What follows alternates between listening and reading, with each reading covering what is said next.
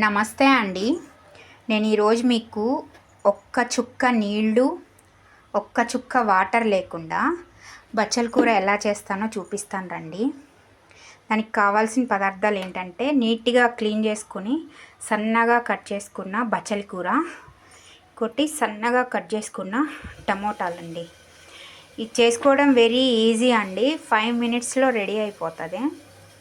చూడండి, ఈ కుక్కర్ పెట్టి అది వేడెక్కిన తర్వాత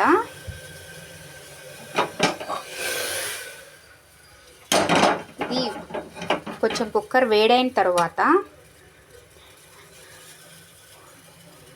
ఫస్ట్ టమోటాలు వేసుకోవాలండి.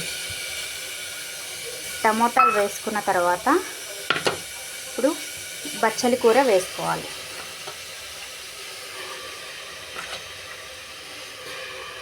ఇది వెయిట్ లాస్ అవ్వడానికి డైట్ చేసే వాళ్ళందరికీ కూడా ఇది చాలా బాగా ఉపయోగపడుద్దండి. ఇలా చేసుకుంటే మనం కర్రీ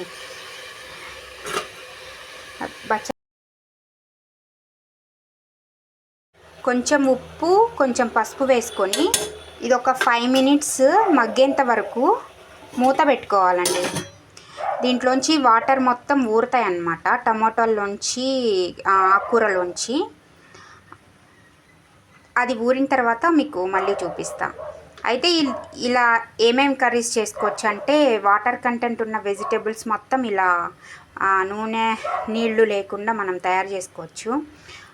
బీరకాయ, సొరకాయ, దోసకాయ, ఆకుకూరలు ఇవన్నీ మనము చుక్క నీళ్ళు, చుక్క నూనె లేకుండా తయారు చేసుకోవచ్చండి. ఇప్పుడు ఇందులో వాటర్ బయటకు వచ్చి ఉంటాయి, చూపిస్తాను రండి. ఇదిగోండి, చూసారా వాటర్ బయటకు ఎలా వచ్చినాయో. అయితే చాలామంది ఆకుకూరలు అవి బాగా నూనెలో వేపి అందులో ఉన్న పోషకాలన్నీ ఆవిరైపోయిన తర్వాత ఒత్త పిప్పి తింటూ ఉంటారు.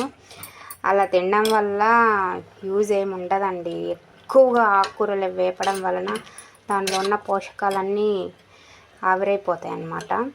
ఆకుకూరలన్నీ ఇలా మనము బాయిల్ చేసుకొని తింటేనే మన హెల్త్కి మంచిది, మన బాడీకి పడతాయి అన్నమాట ఇందులో ఉన్న పోషకాలన్నీ. అయితే ఇందులో ఏం వేయలేదు, ఆవాలు వేయలేదు, తాలింపు వేయలేదు, నూనె వేయలేదు, ఏం బాగుంటుంది అని అనుకోవద్దండి. మనము మన హెల్త్కి ఎలా తింటే మనం హెల్తీగా ఉంటాము అదొక్కటే చూసుకోవాలి. చూడండి, ఇప్పుడు ఇలా వాటర్ వచ్చింది కదా మొత్తము, ఇంట్లో కొంచెం కారం వేయండి. కొంచెమే వేస్తున్నా నేను. ఎక్కువ కారాలు ఉప్పులు కూడా తినకూడదండి ఇవాళ రేపు. లైట్గా వేసుకొని తింటేనే మంచిది. ఇప్పుడు దీనికి కుక్కర్ పెట్టేసి ఒక 3 విజిల్స్ వస్తే చాలండి.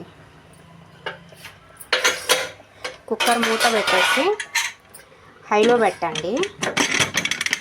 ఒక 3 విజిల్స్ వస్తే చాలు, అయిపోతుంది. నేను ఇది అయిపోయిన తర్వాత మీకు చూపిస్తాం. అస్సలు మాడదండి, నమ్మండి. ఒక్క విజిల్ వచ్చింది.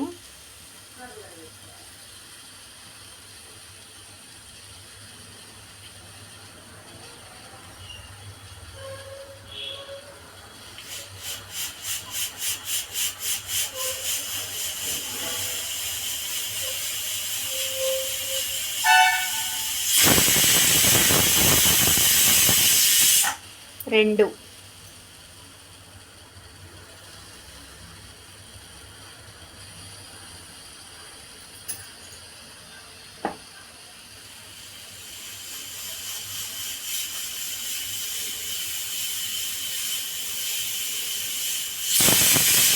3 విజిల్స్ వచ్చినాయండి.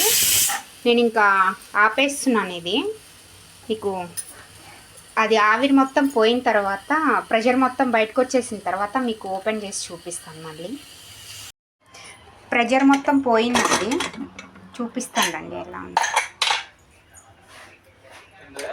చూసారా ఎలా ఉందో? మాడిందా? మాడలేదు కదా.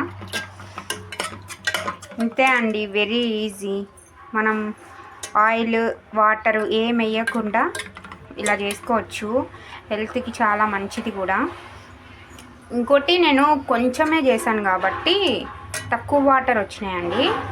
చాలామంది ఎక్కువ చేసుకున్న వాళ్ళు ఎక్కువ వాటర్ వచ్చినప్పుడు ఏం చేస్తారంటే ఇట్లా కుక్కర్ మూత తీసిన తర్వాత మనము మటన్ కనుక ఉడికిన తర్వాత ఎలాగైతే కూర చిక్కబడేంత వరకు ఉడికిస్తామో అలా కొంచెం సేపు పొయ్యి మీద పెట్టి ఉడికించుకోండి. కూర గుజ్జు గుజ్జుగా చిక్కగా వచ్చింది అన్నమాట.